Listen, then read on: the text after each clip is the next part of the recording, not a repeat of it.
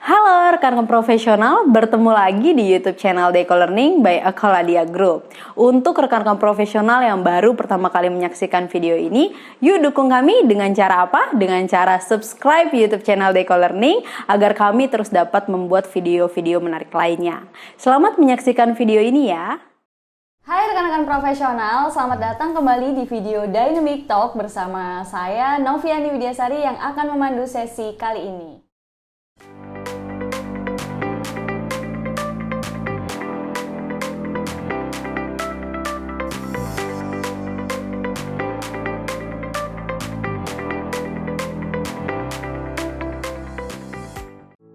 Rekan-rekan, sebenarnya apa sih trust bagi rekan-rekan? Apakah sekedar rasa percaya terhadap rekan kerja, kepada atasan maupun tim saja?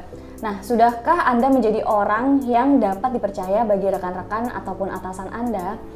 Nah, saat ini kita akan membahas topik yang sangat menarik nih, yaitu Begin with Trust. Bersama dengan tamu yang sudah hadir bersama saya. Kali ini saya sudah bersama dengan seorang praktisi di bidang project management dan juga beliau juga akrab sih dengan penggunaan Agile ataupun Scrum. Sudah hadir bersama saya Bapak Irnanto Franseda PMP, PMI ACP. Halo Pak. Halo Nov, apa kabar Nov? Alhamdulillah baik. Bapak gimana kabarnya? Kabarnya luar biasa. Wah mantep. Terima kasih nih Pak sudah meluangkan waktu nih untuk hadir di studio kita berbincang-bincang. Bapak sebelumnya tuh Bapak udah pernah ya untuk mengisi sesi Dynamic Talk dan itu penontonnya banyak loh Pak. Mungkin ya itu penontonnya saya bayar semua. Waduh, terima kasih nih untuk penonton bayaran ya, menambah subscriber gitu ya.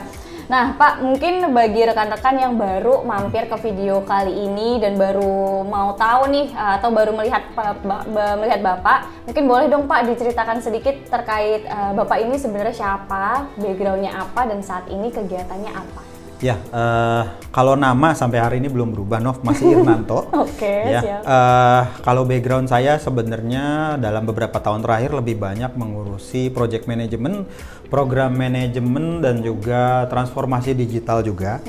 Itu sesuatu bidang yang sebenarnya bukan hanya mendeliver pekerjaan, tapi bagaimana kita berinteraksi dengan banyak orang, bagaimana kita membangun trust seperti yang tadi disebutkan, bagaimana kita membangun engagement. Ya, tadi sempat dibilang juga bahwa cukup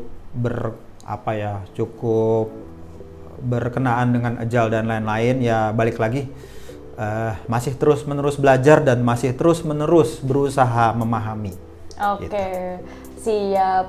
Nah, seperti yang tadi sudah di-mention di awal nih Pak, bahwa kita akan membahas terkait trust ya. Begin with trust. Sebelum kita bahas lebih jauh nih Pak, trust ini sangat erat hubungannya dalam kehidupan kita, misalnya dalam pekerjaan, keluarga, maupun pertemanan. Nah, mengapa sih Pak menurut Bapak trust ini penting untuk kita angkat pada diskusi kali ini? Oke, sebenarnya ini berangkat dari pengalaman pribadi, Nov. Bahwa terlepas dari lagi cukup terkenalnya sinetron yang bukan sinetron ya, film ya katanya, Layangan Putus ya. Itu web drama series. Web drama saya series. tahu kan Pak. Dan saya ketahuan kalau saya belum nonton. Oke. Ya, bahwa dalam sehari-hari kita sering ngerasa bahwa kok kayaknya dia terlalu detail nanyanya ya. Kok kayaknya saya merasa tidak dipercaya ya. Kok kayaknya dia nggak genuine sih. Saya harus jaga jarak deh gitu. Itu sesuatu yang terjadi sehari-hari. Dan dalam satu kesempatan ada seorang teman yang mana katakan ke saya bahwa kalau kita dipercayakan, maksimalkan. Jangan menyia-nyiakan kepercayaan. Dan pada saat itu saya tidak langsung mengiyakan, justru balik bertanya, emang sebenarnya trust itu apa sih? Gitu. Dan pernah nggak ngerasa bahwa kita sebenarnya tanda kutip seperti sedang dimanfaatkan gitu? Nah, ketika mencoba menyiapkan materi ini, akhirnya bertanya-tanya, sebenarnya ada hubungannya nggak sih distrust sama dimanfaatkan? Dan ini yang mau kita bahas hari ini. Gimana sih caranya biar kita menjadi orang yang trustworthy, yang dipercaya, dan tentu saja memaksimalkan hal-hal yang dipercayakan. Oke, baik Pak. Nah, kemudian bila kita kaitkan dengan leadership ataupun kepemimpinan, bisa dijelaskan nggak sih Pak, sisi trust ini sendiri? Oke, ini menarik sekali. Apa sih hubungannya leadership sama trust gitu? bahas dulu sedikit ya tentang leadership. Leadership itu apa sih? Secara sederhana begini, bahwa mungkin di masa lampau orang bicara leadership adalah bicaranya bahwa saya punya visi, saya punya tujuan, saya punya strategi, saya mampu menggerakkan banyak orang, saya berharisma. Jadi fokusnya bicara leadership di masa lalu adalah saya, dan saya. Nah, tren sekarang ke depannya dan akan terus-menerus seperti itu, apalagi bicara gemanya agile di mana-mana, people oriented, bagaimana kita berusaha memanusiakan manusia, seperti itu bahasanya. Bicara leadership adalah justru bicaranya bagaimana kita mencoba empowerment, mengembangkan orang lain, membuat orang lain semakin percaya diri, dan ketika kita tidak hadir, itu masih tetap terus berjalan. Artinya bukan sesuatu yang kalau kita ada, timnya semangat. Kalau kita nggak ada, timnya seperti kehilangan induk. Tidak seperti itu. Nah, dengan kata lain, shifting yang cukup drastis dari traditional leadership sama leadership yang zaman sekarang ini adalah bahwa tadinya fokusnya ke saya, sekarang fokusnya justru ke orang lain. Itu. Nah, pertanyaannya, kalau kita mau didengarkan orang lain, kalau orang lain mau coba respect ke kita, kalau orang lain mau coba mendapatkan sesuatu dari kita dan dia berkembang, itu kan salah satu yang paling penting unsurnya adalah trust. Betul. Itu. Nah, banyak orang bilang trust itu bukan diminta, tapi di-earn, didapatkan. Dan itu secara natural. Kalau yang dibuat-buat namanya hipnotis. Ya. Ya, kurang lebih jadi itu hubungannya. Leadership tanpa trust sepertinya nanti tidak akan efektif. Kan kita pengen jadi leader yang efektif. Betul. Gitu kira-kira. Oke, menarik sekali ya Pak. Memang untuk menjadi sosok seorang leader ya kita harus bisa mempercayakan orang, dan kita juga harus bisa dipercaya oleh siapapun itu. Nah, untuk membangun trust ini sendiri nih Pak, sebaiknya kita mulai dari mana sih Pak? Karena kan kita nggak gampang ya untuk membangun, ya itu tadi, karena kan nggak didapatkan, tapi didapatkan gitu kan. Pasti tidak mudah kita untuk percaya sama orang gitu. Nggak didapatkan, cuman kita sering bertanya, lu percaya sama gue nggak sih? Gitu. Bener. Ya kan, sering banget itu. Oke, sebelum kita bilang gimana sih caranya membangun trust, kita coba balik lagi tadi ke apa sih background dari sesi ini. Ya tadi yang saya bilang, ada teman yang bertanya kalau dipercaya ya manfaatkan dengan baik, cuman trust itu apa gitu loh. Sesuatu yang cukup abstrak, sesuatu yang cukup mungkin sulit dijelaskan. Kalau kita bilang trust itu dipercaya, ya itu kan namanya terjemahan gitu. Nah, saya coba mengambil beberapa sumber, dan ada satu sumber yang menarik bicara trust. Itu trust sebenarnya ada 3 unsur di dalamnya. Pertama ada empati, yang kedua ada logika atau logic, yang ketiga ada otentik. Otentik itu artinya natural, apa adanya kita.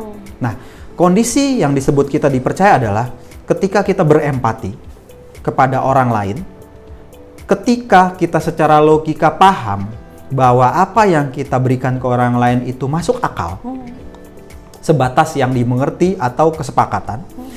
Yang ketiga adalah bahwa kita tampil apa adanya dan orang merasa bahwa ini tidak dibuat-buat. Gitu. Jadi bicara trust itu 3 unsur ini harus ada. Gitu. Nah, pertanyaannya gimana caranya membangun trust? Ya caranya ya dengan kita berempati, dengan kita coba membangun logika yang sistematis, terstruktur, logika yang masuk akal, logika yang bisa dipertanggungjawabkan, dan yang pasti kita perlu otentik. Otentik artinya orang bisa merasakan bahwa ini orang cukup genuine nih, ini tulus nih, yang dia sampaikan benar dan ini benar-benar apa adanya dia, gitu.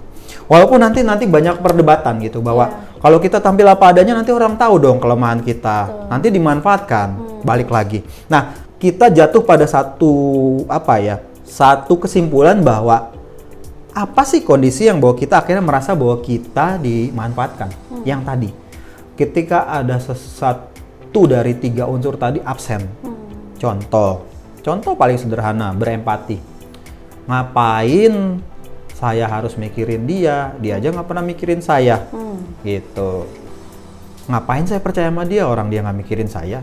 Terus yang kedua, yang paling sering, ini bos saya paham nggak sih yang dia kasih kerjaannya ini nggak masuk akal secara logika. Gimana saya bisa percaya omongan dia bahwa saya yakin kamu bisa mengerjakannya, gitu ya kan? Itu sering. Atau nggak otentik, ini kayak fake ya, kayak bukan dia, ini pasti ada maksud gitu. Nah, wajar nggak sih kalau kita merasa dimanfaatkan? Menurut saya wajar-wajar saja. Tinggal balik lagi kita memposisikan diri sebagai apa. Yang sering kali kita terjebak, akhirnya kita menjadi playing victim. Kita merasa jadi korban, dikorbankan. Dan akhirnya kita nggak dapetin apapun dari situ. Kita coba fokus ke diri kita masing-masing. Gimana sih kita membangun trust? Gimana sih biar orang bisa percaya sama kita? Karena perubahan balik-balik lagi pasti fokusnya ke diri sendiri dulu. Kita coba gali masing-masing dulu deh, satu persatu tadi. Bicara otentik, bicara empati dan logika.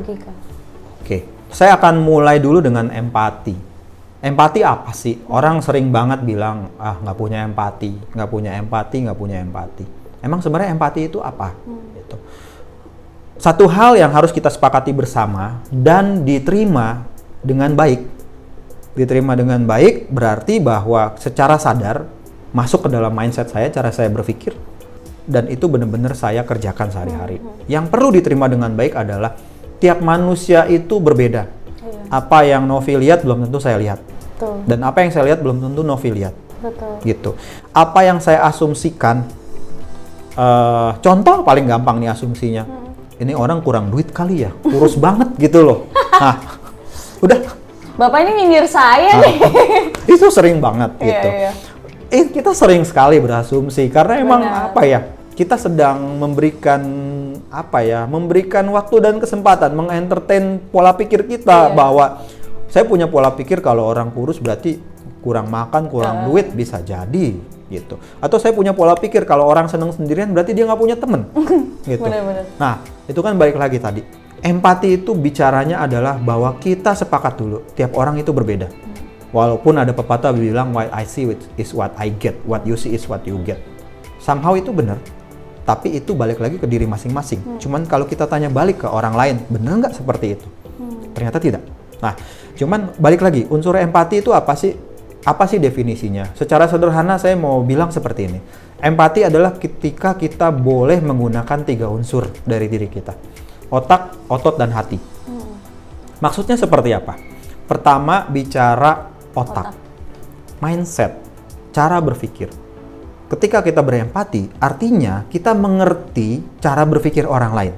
Ketika dia bertindak seperti yang kita tidak harapkan atau kita tidak duga-duga, kita ngerti pola pikirnya. Contoh paling sederhana. Ada anggota tim yang sangat tidak senang. Ada anggota tim yang sangat tidak senang kalau langsung ditanyakan di forum besar. Betul. Dia berasumsi bahwa kalau seperti itu saya sedang ditembak. Kayak bukan mau dipermalukan sih, tapi kayak lagi dites di depan orang banyak. Iya. Gitu kan. Pertanyaannya, itu biasa kok. Saya di rumah kayak gitu. Itu biasa di company saya sebelumnya seperti itu. Nanya-nanya aja langsung. Iya. Nah, itu yang perlu kita pahami dulu. Kenapa sih dia berpikirnya seperti itu? Itu yang disebut kita memakai otak. Yang selanjutnya kita memakai hati. Memakai hati artinya kita paham betul apa sih yang dia rasakan. Nah, yang ketiga memakai otot. Dengan kita tahu cara berpikir dia seperti itu, dengan kita tahu apa yang dia rasakan, next question-nya adalah, emang kita bisa bantu apa? Otot. Gitu. Nah, 3 unsur ini harus ada. Syukur-syukur kalau concern atau kebutuhan dia kita bisa penuhi. Kalau ternyata ini tidak, disinilah diuji empati kita sejauh mana. Balik lagi, kalau ego kita terlalu tinggi, harus saya yang nolong dia nih. Gimana caranya? Tapi kalau buat orang-orang yang senang kolaboratif, oh ya udah saya coba minta tolong dari orang lain kali ya, gitu. Kan bisa juga seperti itu. Iya. Dengan kata lain, karena berempati itu menggunakan otak, otot, dan hati, itu sangat-sangat exhausted, sangat-sangat melelahkan. Gitu. Pasti kita pernah ada dalam situasi bahwa, terutama kalau orang-orang yang kita sayang ya, empati itu gampang terbentuknya. Iya. Kepada tim yang emang kita bonding, kepada teman yang kita deket, itu gampang terbentuk. Dan somehow kadang-kadang kita bisa tuh, wah ini saya belum ngerti nih yang dia butuh, saya pelajarin, biar jelasin ke dia. Itu kan bentuk suatu empati ya, pengorbanan gitu. Di tadi yang otot dipakai, dan itu exhausted karena untuk mengerti pola pikir orang nggak gampang. Orang kita mengerti diri kita sendiri aja belum tentu bisa, susah loh. Saya pernah dapat nasihat begini bahwa manusia cuma butuh 1 detik untuk merubah keputusannya. Itu kan akhirnya jadi sesuatu yang kompleks. Saya berasumsi bahwa Novi akan memutuskan seperti A, B, C, D, ternyata tidak. Gitu. Nah, itu tadi bicara empati. Lanjutnya bicara otentik. Apa sih otentik? Pertama kita perlu sadar dulu, ada 2 tipe orang. Ada tipe orang yang tampil apa adanya, tanpa difilter. Ada yang kedua, orang yang memang bisa dibilang bunglon. Bukan berarti artinya dia jelek, tidak. Kan bunglon itu berubah warnanya untuk untuk coba survive ya, beradaptasi. Ada orang yang sangat menjaga image. Betul. Nah, pertanyaannya, salah atau benar keduanya? Menurut enggak saya, ya betul sekali Nov. Ini bukan poinnya salah atau benar, tidak. Betul. Poinnya kita sadar nggak kita lebih ke tipikal yang mana, gitu.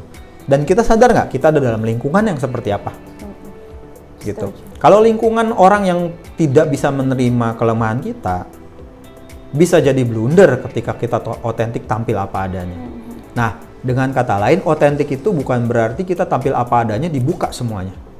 Itu boleh kalau ke orang-orang yang kita kenal. Nah, pertanyaannya, pernah ada situasi gini, kita baru join dalam sebuah tim, karena kita ngerasa kita orang open apa adanya, kita cerita ke tim kita, ini saya nggak bisa nih, saya panik nih, gimana ya? Nunjukin kelemahannya lah ya. Iya, betul. Apa yang terjadi? Nextnya adalah, nih orang jadi bos bisa kerja nggak sih? Iya, Gitu. benar-benar. Kan begitu kan? Padahal sebenarnya belum tentu gitu loh. Memang bisa jadi orangnya sepertinya itu. Tapi memang pasti gitu sih Pak. Jadi muncul judgement, udahlah, dan selanjutnya nggak akan diserahkan lagi tuh kerjaan yang terkait hal tersebut gitu. Udah tahu kelemahannya itu, udahlah. Nggak Cocok bakal dengan bisa bahasa ngerjain. trust tadi ya, gitu. Betul. Sementara ketika kita tidak tampil apa adanya, lama-lama orang sadar kok.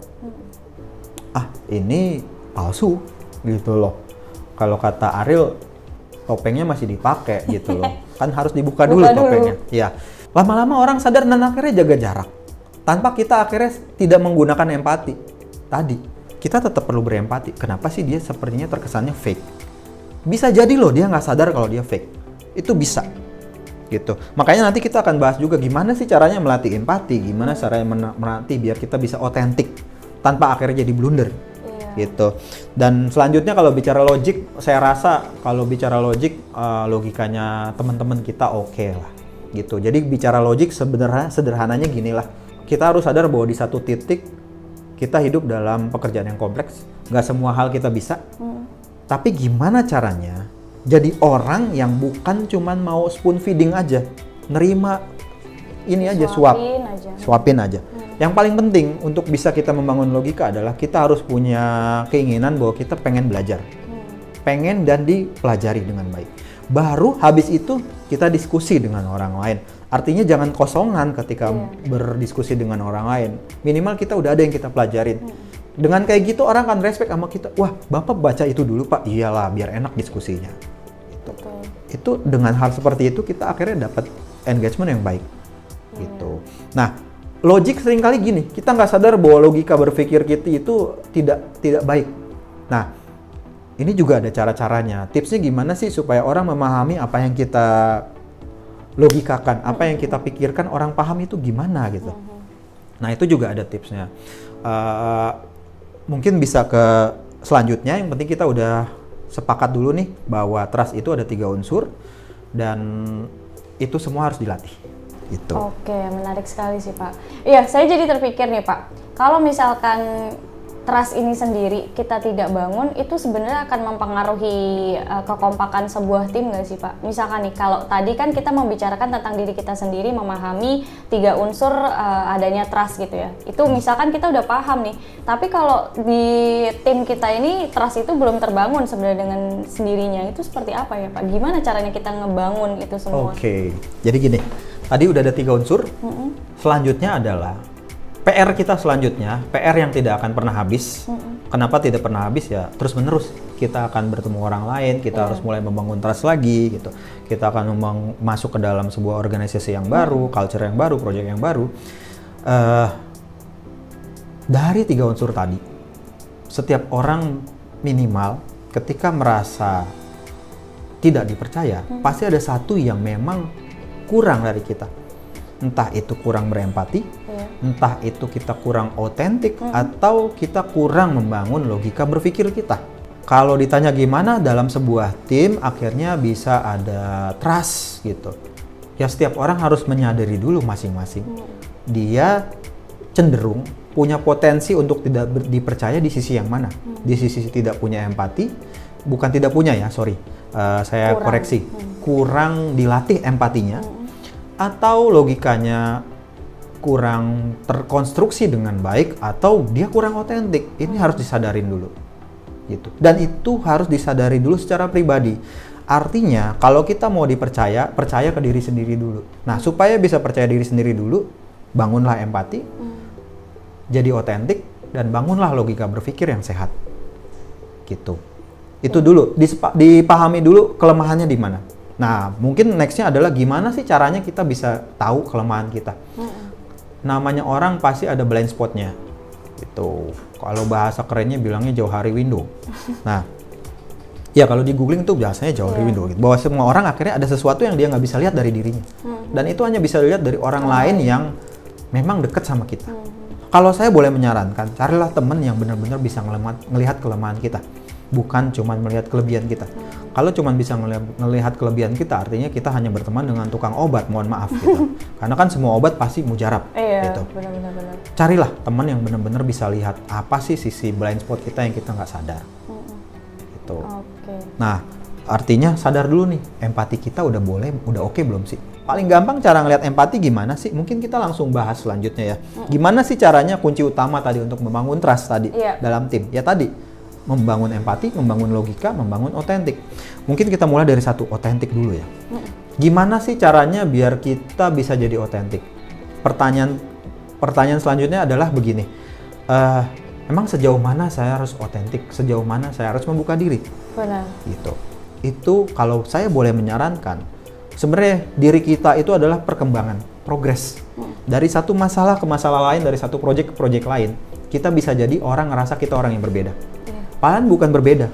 Kita sebenarnya berkembang dan kita coba membangun citra diri kita, image kita. Kita orang yang seperti apa sih? Nah, pertanyaannya gimana biar kita bisa otentik? Gini. Yang paling penting pertama, kita harus berani terima dulu tantangan, role baru. Kenapa? Biar kita mengembangkan potensi diri kita. Sejauh mana kita otentik, sejauh kita bisa menggali diri kita. Itu kuncinya. Karena benar juga sih Pak, terkadang misalkan nih ada project satu, problemnya A. Mungkin si siapapun itu ya, rekan kita atau kita sendiri, problem solvingnya A juga. Nah pas ketemu project 2 yang mungkin hampir mirip, itu beda lagi nih problem solvingnya. Kenapa nggak pakai cara yang A gitu? Jadi kita mungkin orang lain ngejudge-nya, perasaan kemarin nggak kayak gitu deh, harusnya solvingnya kayak gitu. Kenapa sih nggak pakai cara yang kemarin aja? Kita jadi langsung muncul lagi tuh judgment lagi gitu. Ya, betul banget. Itu nanti kita bahas juga bahwa apa yang kita pahami bisa jadi sudah outdated, sudah nggak relevan nih. Kenapa? Balik lagi tadi, kita perlu menggali potensi kita. Biar akhirnya kita tahu diri kita siapa. Permasalahannya, seringkali kita berlindung di bawah otentiknya kita. Gue emang orangnya kayak gitu, nggak bisa berubah. Dan atau ketika kerjaan, Pak jangan kasih ke saya lah, kan saya nggak bisa ngomong, gitu. Misalnya kita suruh jadi trainer ya, gitu. Saya sendiri juga sebenarnya sampai hari ini nggak bisa ngomong sepertinya. Gitu. Nah, itu sering banget dijadiin alasan. Bener. Atau ketika kita dapat feedback dari orang lain, akhirnya ini dijadiin alasan. Ah enggak, itu kan saya nge-push dia biar target tercapai. Kalau saya nggak nge-push, saya targetnya nggak tercapai. Sementara udah banyak banget feedback yang masuk ke kita. Wah, lu nge-pushnya parah, bener-bener sampai kayak nggak tahu waktu dan lain-lain gitu. Nah, itu sebenarnya kita lagi belajar bahwa jangan pernah menggunakan otentiknya diri kita untuk jadi alasan, berlindung, atau mendinai masukan orang lain, atau mendinai sebuah pekerjaan baru. Balik lagi ke tadi. Lihat, ini apa sih? Nah, yang kedua, poinnya gini, supaya bisa otentik.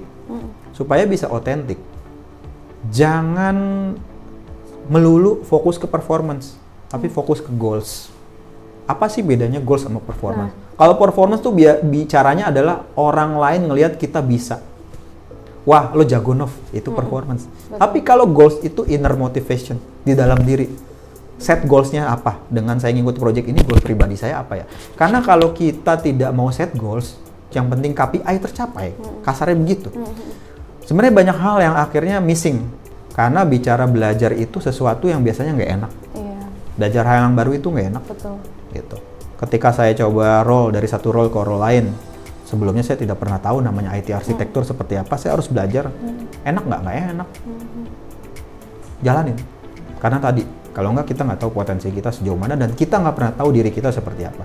Dan tadi terima tantangan, terus yang kedua tadi fokus ciptain goals, jangan hanya performance melulu. Terus yang ketiga, kalau untuk jadi otentik kita harus jujur ke diri sendiri. Motivasi kita secara ekstrinsik dan intrinsik apa sih? Secara luar apa sih? Siapa sih yang nggak suka tanda kutip misalnya mobil baru? Siapa sih yang nggak suka dapat bonus dan lain-lain? Itu kita harus jujur, gitu. Tapi balik lagi, untuk bisa kita otentik kita harus punya inner motivation. Apa sih motivasi kita? Nah, balik lagi inner motivation biasanya sejalan sama prinsipal dan value hidup kita. Nah, untuk tahu value hidup kita yang penting apa, bertanya ke diri sendiri, lihat dalam situasi yang sangat sulit, yang kita korbanin apa. Itu biasanya value kita. Contoh kalau buat saya pribadi, kenyamanan tim itu penting. Iya. Sehingga dalam situasi yang sangat saya tertekan, biasalah ya, di project kita ditekan gitu. Ini harus kelar. Karena tim saya pengen nyaman, saya tidak akan pernah bilang ke tim saya, direktur udah nyuruh kita beresin ini. Karena itu pasti langsung menciptakan ketidaknyamanan tim. Gitu. Nah, di situ kita bisa lihat, oh berarti value kita adalah caring for others. Gue peduli sama orang lain sehingga sometimes mungkin bisa jadi kita terkesan ngorbanin diri kita. Padahal itu sebenarnya enggak. Itu kita sedang menegakkan apa yang kita percaya, value-nya kita, prinsipnya apa.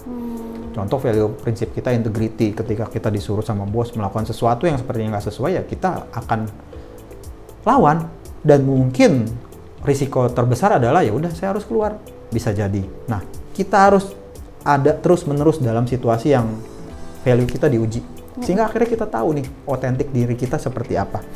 Nah, abis itu gini, setelah kita ngalamin banyak hal, makanya saya sangat menyarankan ya untuk teman-teman yang di project, jangan melulu di satu account, pindah dari satu customer ke customer lain, biar dapat banyak pengalaman, biar dapat banyak tantangan, sehingga akhirnya makin lama kita tahu potensi kita apa, diri kita seperti apa. Berani nge-challenge diri kita sendiri lah ya, betul. Pak. Pertanyaannya, setelah kita tahu diri kita, harus kita gitu tunjukin apa adanya diri kita? Saya sangat menyarankan tidak. Kenapa? Ini ibarat kata film rating. Kita harus tahu penonton kita berapa. Dewasa, remaja, 17++ atau bagaimana. Karena itu ngaruh apa yang kita pertontonkan. Bisa jadi orang gini. Secara sederhana, dengan kita menjadi apa adanya, belum tentu orang lain bisa melihat kita apa adanya. Iya, benar sih. Gitu. Karena gini, saya pernah ada dalam situasi bahwa mungkin orang nggak kenal saya. Saya pribadi bisa menilai diri saya cukup berani. Sehingga ketika saya masuk dalam sebuah institusi yang secara garis komando itu cukup kuat, kesempatan untuk menyampaikan ide dan pendapat itu sangat dikit. Ketika saya sangat berani, orang berpikir bahwa saya, iya kan dia bawaannya direktur. Yang tadi, dengan saya belak-belakan, orang ngelihatnya bahwa saya bawaan direktur. Kenapa seperti itu? Ya wajar, karena saya ada dalam lingkungan yang seperti itu. Ketika orang berani, berarti dia bawaan direktur. Pre-assumption-nya begitu. Padahal emang Bapak orangnya apa adanya. Yes, itu yang saya bilang. Dengan kita otentik apa adanya, belum tentu orang mengerti kita apa adanya. Dengan kata lain, lihat situasinya. Yang penting, secara pribadi kita makin lama makin sadar diri kita seperti apa. Makanya saya juga sangat menyarankan teman-teman ganti role model sebanyak-banyaknya. Punya bos cewek, punya bos cowok, punya bos yang micromanage, punya bos yang kayaknya terlalu ngebebasin kita apa adanya, itu bagus. Bagus untuk tahu identitas kita apa. Kan sebenarnya kan hidup begitu ya, searching for meaning. Kalau untuk tahu meaningnya kita hidupnya apa ya, kita harus berguna buat orang lain. Betul. Berguna di project, berguna di perusahaan, berguna di keluarga. Terus menerus begitu. Keluar dari comfort zone. Yes. Nah, selanjutnya apa? Sadar, tidak sadar, bicara pekerjaan. Sometimes kita justru dikritik bukan karena performance kita. Tapi karena apa yang kita tampilkan. Dan saya pribadi pernah mengalaminya. Gitu. Ya, pahami dan sadar memang kita hidup dalam dunia yang seperti ini. Bahwa untuk kita bisa didengarkan orang lain, bukan berarti kita harus tampil full apa adanya, dijaga yang tadi. Gitu. Makanya kalau saya coba lihat beberapa teman-teman ya yang cenderung tanda kutip bunglon itu malah lebih baik beradaptasinya. Performanya belum tentu lebih baik, belum. Tapi terkadang memang dunia kita bukan butuh yang seperti itu. Artinya kalau kita sadar diri kita belak-belakan apa adanya, kita harus belajar. Gitu. Nggak semua harus kita share.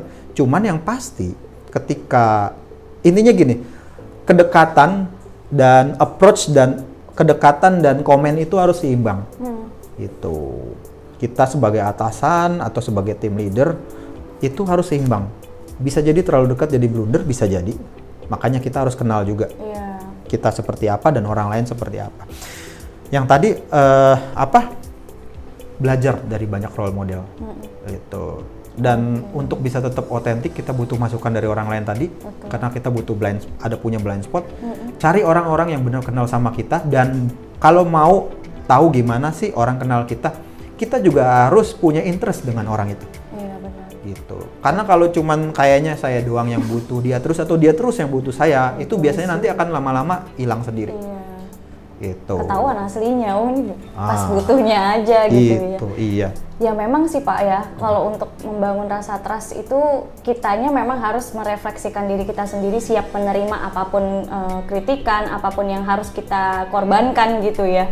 Karena kalau misalkan berjalan seperti biasanya aja tanpa kita meluangkan waktu untuk mikir harusnya kayak gimana sih, berusaha ya susah juga ya Pak ya. Ya, gitu. Itu kuncinya Nov, bener. Berjalan apa adanya. Makanya menyarankan juga ke teman-teman, coba deh day to day kalau lagi di jalan mungkin ya sehabis selesai kerja, pikirin deh hari ini saya ngapain aja sih. Dan ada nggak sih tindakan saya yang akhirnya membuat rasa persaudaraan hilang gitu loh ya, bahasanya begitu lah. Ya, itu coba liatin, berpikir. Terus di sisi mana sih saya akhirnya nggak otentik? Seringkali kita merasa nggak enakan ketika dipuji. Udah gitu aja, biasa aja kok gitu. Padahal dalam hati yes. Iya benar-benar. Kita nggak jujur sama diri sendiri. Iya. Itu tadi bicara otentik ya. Dengan kata lain yang tadi self awareness. Apa yang kita pikirin, kita rasain itu kita benar-benar harus pahami. Dan itu nggak gampang. Betul. Sejujurnya itu nggak gampang gitu. Karena kita ngerasa udah deh yang penting gue jalanin hidup aja. Gue kerja selesai udah. Iya. Gitu. Akhirnya kita nggak pernah tahu potensi kita seperti apa, dan akhirnya kita nggak tahu diri kita seperti apa. Mungkin bisa dikategorikan resiko positif ya Pak, capek. Itu tadi. Oke, sebelum kita ke kesimpulan nih Pak, saya tadi Itu baru otentik. Oke, masih dilanjutkan. Siap Pak, silakan. Lanjutnya empati. Paling gampang yang tadi kita udah jelasin gimana segala macem. Belajar berempati artinya belajar mendengarkan. Iya. Mendengarkan itu artinya kalau saya lagi ngobrol, bahasanya saya mengerti. Terus yang kedua, saya fokus, be present in the moment. Seringkali kita lagi dengerin orang, lagi meeting, kita sibuk dengan laptop sendiri, dengan handphone sendiri. Itu sebisa mungkin jauhin. Dan seringkali buat orang-orang yang logikanya sangat baik ya, kritis, analitis gitu. Ketika dalam sebuah meeting tuh ketika nih gue udah tahu jalan meetingnya, udah gue nggak usah dengerin. Gue udah nyampein pendapat gue, udah gue usah nggak dengerin. Aduh. Nah itu belajar deh. Belajar berempati artinya belajar memastikan bukan saya mengerti, tapi belajar memastikan orang lain mengerti. Gitu. Karena kalau melulu tentang diri kita itu tinggal nunggu waktu aja kok. Itu akhirnya kita akan ada satu titik bahwa mungkin selama ini gue ngorbanin orang lain, in the future gue dikorbanin orang lain. Ya. Makanya belajar berempati tujuannya sebenarnya satu. Kalau kita berempati akhirnya kita paham dan set ekspektasi kita. Contoh, ketika saya tahu bahwa seseorang dalam proyek tim ini sedang mengalami banyak masalah yang besar, dan sepertinya ketika saya kasih kerjaan terus, ujung-ujungnya dia resign, buat apa? Gitu. Mending saya cari solusi lain gitu loh. Benar-benar. Sebenarnya dengan kita berempati, kita set ekspektasi ke diri sendiri. Tadi mendengarkan, fokus, be present in the moment. Terus yang ketiga, kalau memang sudah lebih terus-menerus kita belajar berempati, kita paham kok. Ini orang sebenarnya nyaman nggak sih? Gitu. Emosi, perasaan yang kita rasain tuh biasanya nular. Lama-lama. Makanya tadi berempati itu exhausted. Karena kalau kita dengerin orang ya, dia curhat, dia lagi susah segala macam, itu capek bos. Iya. Gitu. Capek banget. Kita punya masalah sendiri. Yes. Apalagi sebagai leader. Katanya the leader stand alone. Leader artinya orang yang harus naik ke gunung sendirian. Karena apa? Biar bisa ngeliat semuanya end to end. Nggak akan ada temen kita katanya ke situ. Ya itu makanya respect lah sama teman-teman yang punya bos, punya manajer yang sebenarnya dia banyak tekanan dari atas, tapi itu kita ngerasanya tekanan itu nggak jatuh ke kita. Walaupun sebenarnya dia sedang berusaha memaksimalkan mungkin pekerjaan sehingga pekerjaan tercapai. Nah, itu kan seninya manajemen begitu. Nah, cara melatih empati selanjutnya tadi gimana sih? Balik lagi ketika berinteraksi, berkoordinasi, itu sebenarnya kita lagi ngutamain diri sendiri apa enggak? Kalau iya berarti empati kita terus dilatih dulu, gitu. Kan toh kita ujungnya kerja kan buat kepentingan bersama ya, goals-nya goals bersama, gitu. Itu nggak gampang melatihnya. Kita harus terus-menerus reflect dulu. Gimana caranya ngerasain bahwa gue pengen nyampe garis finish tuh bareng-bareng. Itu. Tapi kan saya butuh kredit. Percayalah bahwa ketika kita coba ngutamain orang lain, nanti orang lain juga ngutamain kita kok. Kalaupun bukan orang lain yang kita harapkan, nanti ada orang lain lagi kok yang akan bantu. Gitu. Ikhlas dulu aja lah ya, tulus gitu ya.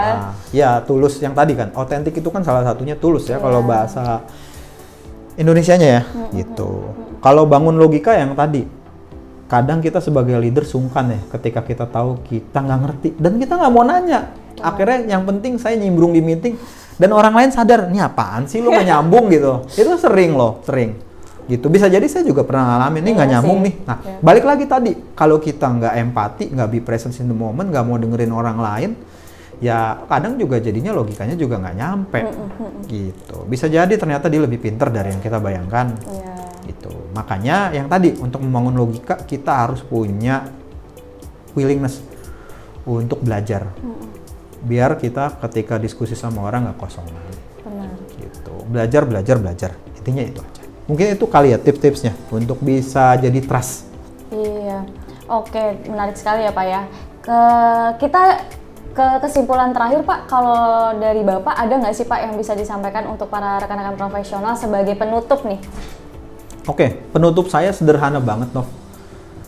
Jangan pernah berharap orang lain percaya sama kita kalau kita aja nggak percaya sama diri sendiri. Gitu. Itu dia, benar-benar.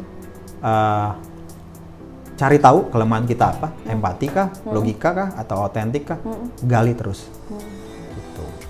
Oke, sip. Menarik banget ya Pak ya, untuk pesannya itu tadi mau itu berlaku bagi tim leader, tim member semua ya, kita memang harus bisa. Oke, terima kasih banyak Pak Ir atas sesinya hari ini, menarik sekali nih pembahasannya ya, banyak banget yang bisa digali terkait apa aja sih sebenarnya unsur untuk membangun rasa trust itu sendiri gitu ya. Kalau gitu, sekali lagi saya ucapkan terima kasih Pak Ir, sehat-sehat selalu ya, sampai jumpa di lain waktu. Terima kasih bagi rekan-rekan yang sudah menyaksikan video ini. Bagi Anda, bila Anda menyukai video ini, jangan lupa klik tombol like dan share kepada rekan-rekan lainnya. Kalau gitu, sesi kali ini cukup sekian dan sampai jumpa di video Dynamic Talk lainnya. Bye-bye. Bye-bye. Halo rekan-rekan profesional, jika Anda menyukai video ini, yuk dukung kami dengan cara subscribe, like, and share video ini. Nah, untuk rekan-rekan profesional juga yang ingin memberikan masukan ataupun saran, langsung saja tulis di kolom komentar di bawah ini. Semoga video ini bermanfaat ya untuk rekan-rekan profesional. Sampai jumpa kembali di video Dynamic Talk berikutnya.